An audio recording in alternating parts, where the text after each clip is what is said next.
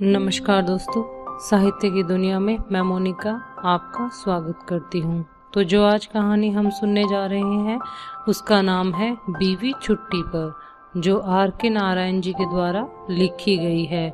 कहानी सुनाने से पहले एक निवेदन, अगर आपको हमारे चैनल पर पढ़ी गई कहानियाँ पसंद आती हैं तो कृपया कर कहानी को लाइक करें, शेयर करें, चैनल को सब्सक्राइब करें और कमेंट बॉक्स में कमेंट लिखकर अपने अमूल्य सुझाव हमें दें। तो चलिए शुरू करते हैं कहानी। कन्नन अपनी झोपड़ी के दरवाजे पर बैठा गांव के लोगों को आते जाते देख रहा था। तेली सामी अपने बैलों को हाँकता सड़क से गुजरा। उसे देखकर बोला, आज आराम करने का दिन है तो शाम को मटम्पम पर आ जाना। कई और लोग गुजरे लेकिन कन्नन ने किसी की ओर ध्यान नहीं दिया। तेली की बात सुनकर वह विचारों में खो गया। मटम्पम टैंक बंद पर पुराने जमाने की खंबेदार जगह थी जो अब जगह जगह से टूट रही थी। अब कन्नन और उसके साथियों के लिए यह क्लब की तरह बन गई थी। कभी कभी शाम को वो लोग यहाँ इकट्ठे होते और डटकर चौपड़ खेलते। कन्नन को न सिर्फ यह खेल पसंद था बल्कि इसकी सुगंध और टूटी हुई मीनारों के बीच से दिखाई देती पहाड़ियां भी बहुत अच्छी लगती थी। मटम्पम के बारे में सोचते हुए वह कुछ गुनगुनाने भी लगा। वह जानता था कि उसे इस तरह बैठे देख लोग उसे आलसी समझे होंगे, लेकिन उसे परवाह नहीं थी। वह काम करने नहीं जाएगा। उसे घर से बाहर भेजने वाला अब नहीं था। उसकी बीवी अभी नहीं लौटी थी। उसने कुछ दिन पहले मन में चुपचाप खुश होते हुए उसे मायके जाने के लिए बैलगाड़ी पर बिठाया था। उसे उम्मीद थी कि उसके माँ बाप उसे 10-15 दिन और रुकने के लिए कहेंगे।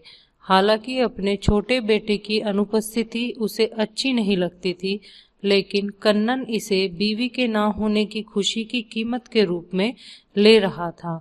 उसने सोचा, अगर वह यहाँ होती तो क्या मुझे इस तरह आराम करने देती।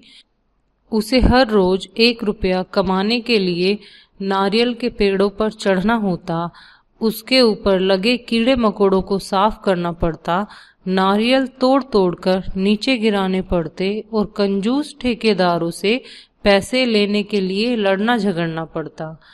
अब वह बीवी के न होने का पूरा लाभ उठाने के लिए दिन भर घर पर पड़ा आराम करता रहता है, लेकिन अब यह हालत हो गई है कि उसके पास 1 पैसा भी नहीं बचा था और पैसे के लिए आज ही उसे पेड़ों पर चढ़ना जरूरी हो गया था।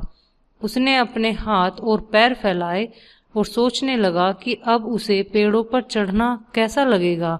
वास्तव में बड़े घर के पीछे लगे 10 पेड़ अब देखभाल की मांग कर रहे थे और जल्द से जल्द यह काम करना चाहिए था, लेकिन यह संभव नहीं था। उसके पैर और हाथ कड़े पड़ गए थे और मंडपम जाने के लायक ही रह गए थे, लेकिन वहां खाली हाथ जाना भी सही नहीं था। अगर उसके पास एक चवन्नी भी होती तो वह शाम को उससे 1 रुपया बनाकर ला सकता था, लेकिन यह औरत उसे अपनी बीवी पर गुस्सा आने लगा, जो यह नहीं समझती कि अपनी मेहनत की कमाई से वह 1 आना भी रखने का अधिकारी है। उसके पास एक चवन्नी भी न थी जिसे वह अपनी कह सकता। वह सालों से कमाई के लिए खटता रहता है। जब से खैर उसने इसके बारे में सोचना बंद कर दिया, क्योंकि उसमें उसे गिनती में उलझना पड़ता और चौपड़ की गिनतियों के अलावा उसे और कोई गिनती समझ में नहीं आती। तभी उसे कुछ सूझा और वह उठकर घर में चला गया। कोने में एक बड़ा टिन का बक्स रखा था जिसे कई साल पहले उसने काले रंग से रंगा था। यही घर की सबसे महत्वपूर्ण वस्तु थी। बक्स उसकी बीवी का था। वह उसके सामने बैठ गया और उसे खोलने लगा। उसका ताला बहुत मजबूत था, सख्त लोहे का बना, जिसके किनारे भी बहुत तीखे थे। उसने ताला पकड़कर अपनी तरफ खींचा और ताज्जुब है कि वह अपने आप खुल गया।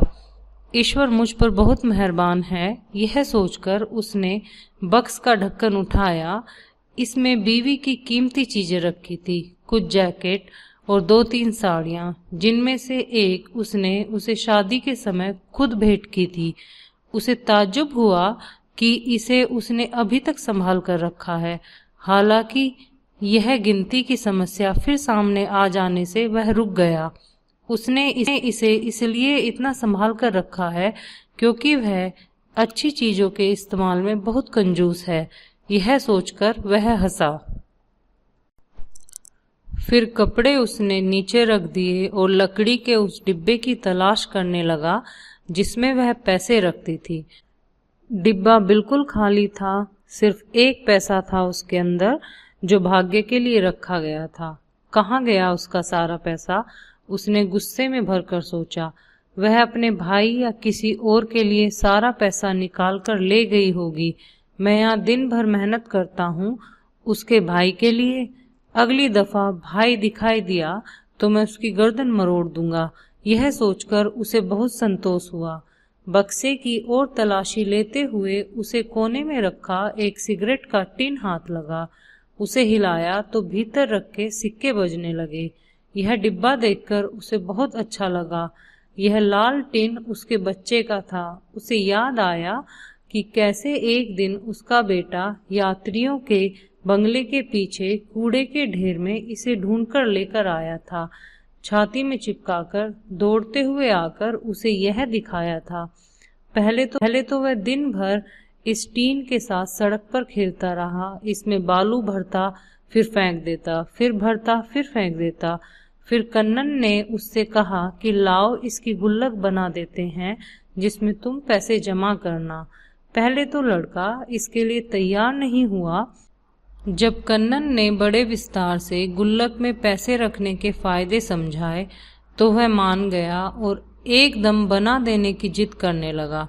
बोला, जब यह पैसों से भर जाएगी तो मैं बड़े घर के लड़के के पास जैसी मोटर है वैसी मैं भी खरीदूंगा, मुंह से बजने वाला बाजा बजा लूंगा और एक हरी पेंसिल।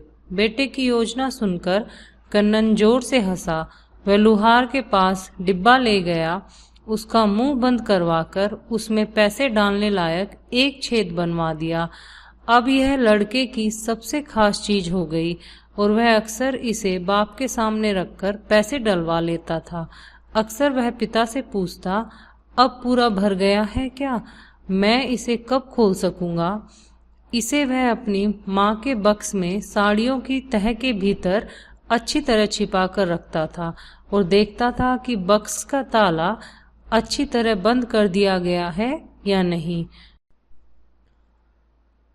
उसे देखकर मन अक्सर कहता, बहुत समझदार लड़का है, यह बड़े काम करेगा, मैं इसे शहर के स्कूल में पढ़ने भेजूंगा। अब कन्नन ने डिब्बा उठाया और उसे हिलाकर जानने की कोशिश की कि उसमें कितने पैसे होंगे। बीवी के खिलाफ भावना होने के कारण अचानक उसे एक नया विचार आया।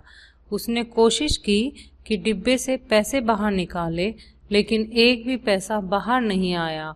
लोहार ने उसका छेद बड़ी कुशलता से इतना ही बड़ा बनाया था कि सिक्का भीतर तो चला जाए, बाहर न आ सके। दुनिया की कोई भी शक्ति अब पैसे बाहर नहीं निकाल सकती थी। 1 मिनट बाद वह डिब्बा हिलाना रोककर सोचने लगा, अपने बेटे की गुल्लक से पैसे निकालकर क्या वह ठीक कर रहा है? मन में ही जवाब आया, क्यों नहीं, बाप और बेटा एक ही तो होते हैं। क्यों, यही तो, मैं तो यह रकम दुगनी तिगनी करने जा रहा हूँ जिसे बाद में मैं इसी में रख दूंगा। इस तरह मैं डिब्बा खोलकर बेटे का भला ही कर रहा हूँ। फैसला हो गया। वह चारों तरफ देखने लगा कि कोई ऐसी चीज मिल जाए जिससे छेद को बड़ा किया जा सके। उसने बेकार पड़ी बहुत सी चीजों का डिब्बा ढूंढ डाला, बोतल, डाट, जूते का तला, रस्सी वगैरह, लेकिन कोई नुकीली चीज उसे न मिली। चाकू कहाँ चला गया? उसे बीवी पर बहुत गुस्सा आया। औरतें क्यों हर चीज को छुपा कर रखती हैं? हो सकता है वह चाकू भी भाई के लिए ले गई हो। डिब्बा लेकर वह उसे जमीन पर जोर जोर से पटकने लगा। इससे वह तुड़ मुड़ तो गया, उसकी शक्ल खराब हो गई, लेकिन पैसा बाहर नहीं आया। उसने इधर उधर देखा। दीवार पर एक कील के सहारे देवता की मंडी हुई तस्वीर टंगी थी। तस्वीर उतारकर उसने कील बाहर निकाल ली। जमीन पर पड़े देवता को देखकर उसका मन खराब हुआ और उसने झुककर उनके पैरों से सिर लगाया। फिर उसने एक पत्थर उठाया और कील डिब्बे के छेद पर रखकर उसे ठोकने लगा। कील फिसल गई और पत्थर उसके अंगूठे पर जा पड़ा। अंगूठा दबकर नीला पड़ गया और दर्द से वह चीख उठा। डिब्बा जमीन पर फेंक दिया। डिब्बा कोने में पड़ा उसे चिढ़कर देखने लगा। कुत्ते, उसने फुसफुसाकर कहा और फिर अंगूठा पकड़कर कराहने लगा। फिर बोला, अब मैं तुमसे जरूर निपटूंगा। वह रसोई में गया और वहां से पत्थर की बड़ी मूसली दोनों हाथों से सिर पर उठाकर लाया। फिर उसे डिब्बे पर जोर से दे मारा। डिब्बा पिचककर दोहरा हो गया और फट भी गया। उसने भीतर से पैसे निकाले और भूखे की तरह उन्हें गिनने लगा। कुल 6 आने और 3 पैसे के सिक्के थे। पैसे उसने धोती की कमर में कसकर बांधे और बाहर निकल गया। मंडपम में भाग्य ने उसका साथ ही नहीं दिया, कहीं कि पास ही नहीं फटका। थोड़ी ही देर में वह सारे पैसे हार गया। इसके बाद कुछ देर वह उधार पर खेलता रहा, लेकिन दूसरों ने कहा कि वह हट जाए और पैसे वालों को खेलने दे। वह उठकर बाहर निकल आया और घर लौट चला। सूरज अभी डूबा नहीं था। जब वह गली में घुसा, उसने देखा कि सामने से उसकी बीवी सिर पर पोटली रखे और हाथ से बेटे को पकड़े चली आ रही है। कन्नन सहम उठा। यह सपना भी हो सकता है, उसने सोचा और ध्यान से देखा।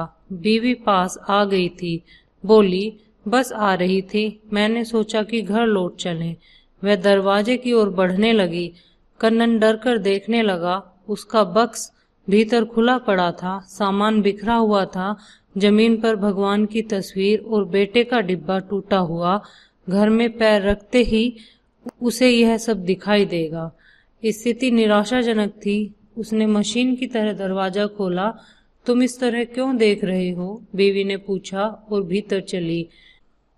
बेटे ने 2 पैसे निकालकर उसे दिए।